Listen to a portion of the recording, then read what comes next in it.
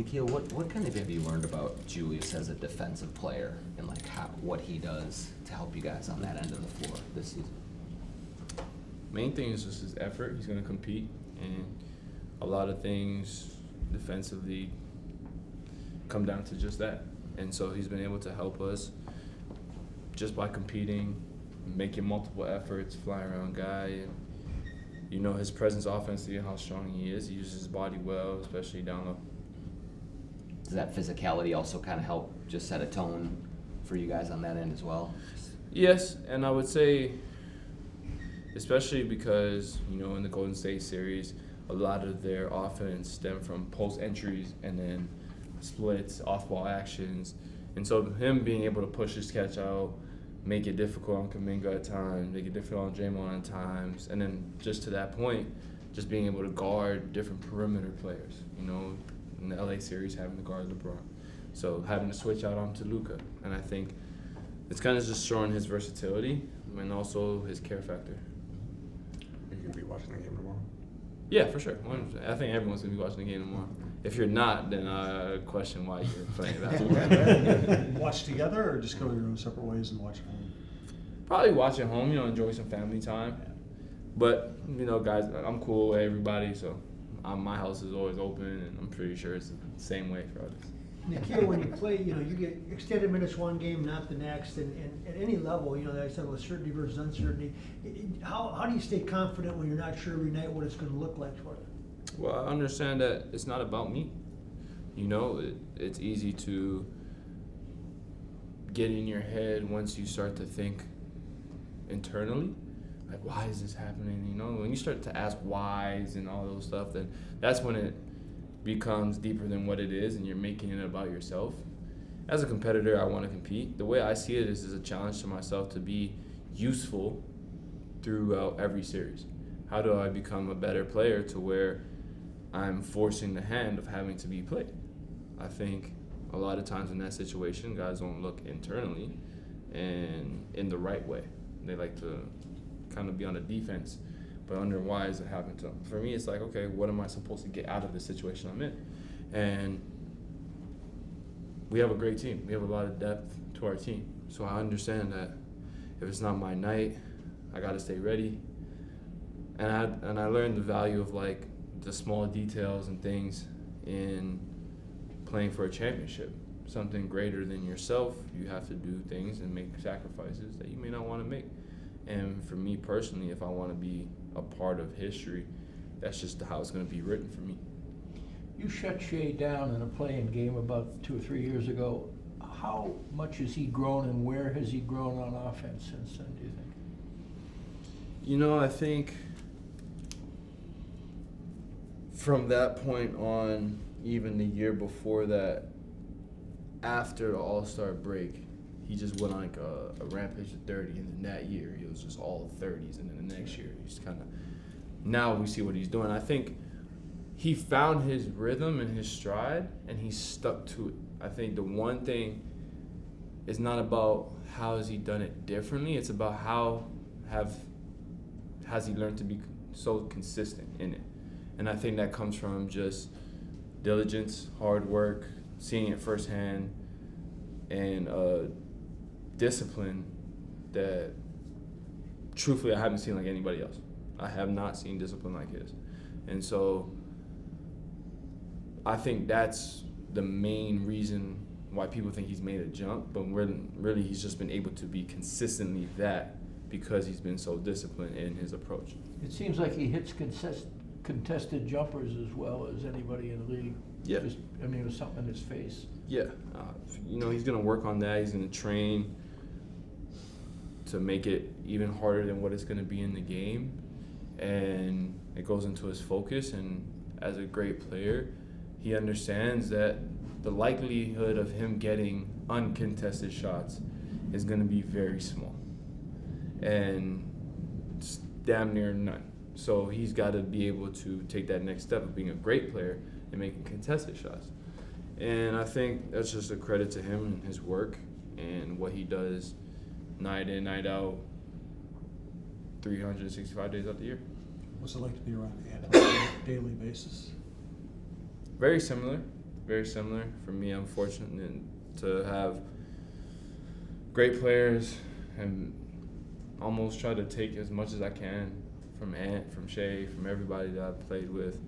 And, you know, the one thing about Ant is his personality and, like, how much pressure he takes off the game and the confidence that he has in himself, which to me is why he's Anthony Edwards.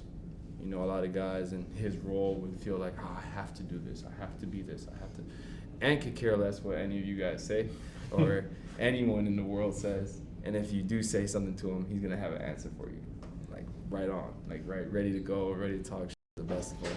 And so, I mean, that's what makes him him, and that's what makes him great. And, you know, just learning things like that. Like, there's no real pressure to what any of these guys have to do because they see it as an opportunity and fun and a chance to go out there and be great and prove people wrong. Nickeil, where does Jaden rank in terms of funniest teammates on this team?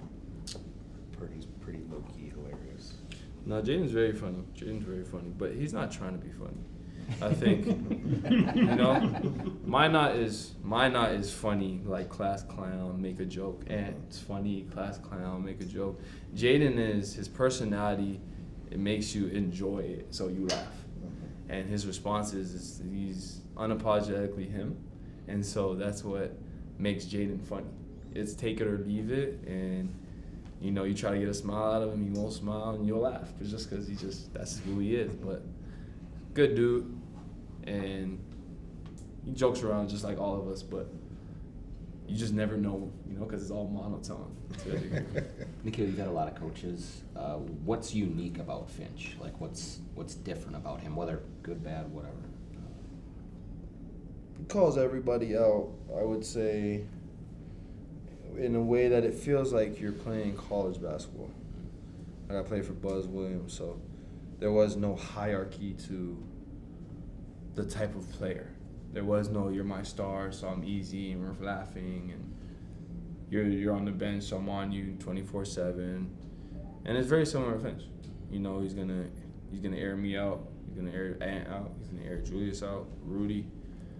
Everyone gets it at some point in time. But then it's, all right, I'm gonna still play with you, I'm still rock, and I trust you to go out there because he's still gonna put you in. And I think that's something for me that I would say sets you apart, or sets him apart as a coach.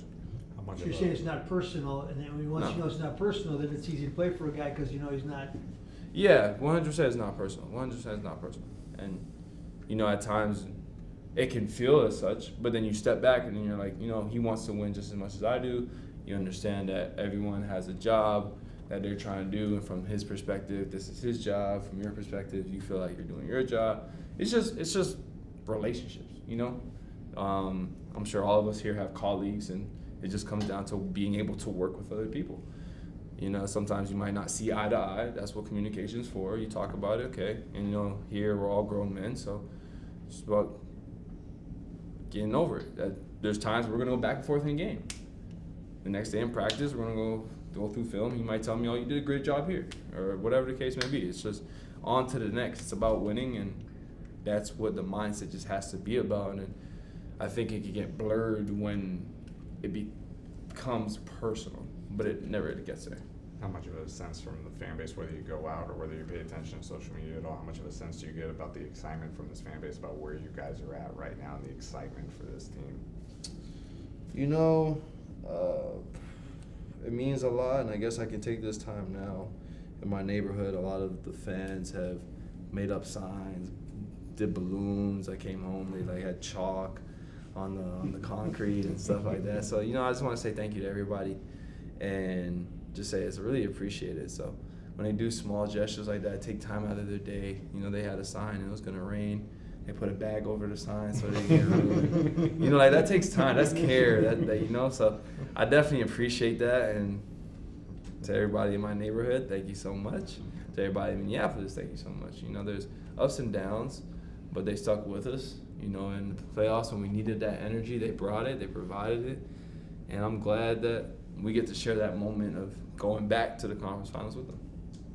How much has Joe meant to this team? I mean, obviously he got signed here for a bigger role than just kind of being a bench guy, but it seems like he's really embraced it. Finch has talked about how he's helped everyone on the team. What's he kind of meant to you? Joe is Like, you have, like, different types of older brothers, you know? Like, Mike is, like, the laid-back older brother, cool. You know, you always want to hang around Mike. Joe is the older brother that bullies you, that messes around with you, but he's got your back. Like, if you're in trouble, he's got your back. And I think that's, like, the relationship I have with him. Really, really good person.